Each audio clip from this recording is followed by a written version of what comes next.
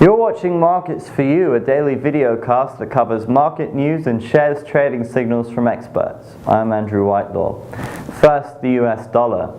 The dollar fell on Friday after safety demand slowed on easing debt fears after the IMF successfully persuaded several emerging economies to invest in their emergency fund, increasing the firepower available if there's a default.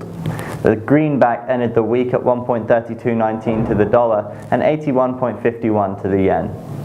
Next to the euro. The euro rose after German sentiment data came out higher than expected and helped to restore confidence in Europe's number one economy. The single currency ended Friday at 107.75 to the yen and 81.92 to the pound.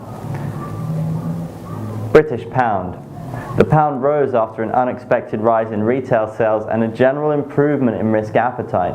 Sterling ended the day at 1.6122 to the dollar and 131.39 to the yen. Japanese yen. The yen fell on Friday after risk appetite rose on the back of positive data from the UK and the Eurozone and news that the IMF had ramped up its emergency fund. The Japanese currency ended the day at 81.51 to the dollar and 107.75 to the euro. And now the section you've been waiting for, market tips.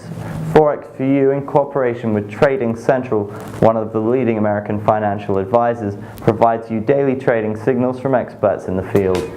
If your pair is euro versus US dollar, our preference is to open long positions above 1.32 with 1.3105 and 1.3065 in sight. The downside penetration of 1.32, which will call for 1.324 and 1.328. If you trade British pound against US dollar, our preference is to open long positions above 1.67 with 1.612 and 1.615 as next targets.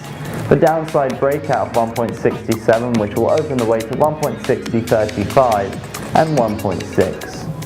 If your pair is US dollar versus Japanese yen, our preference is to open long positions above 81.4 with 80.85 and 80.6 in sight.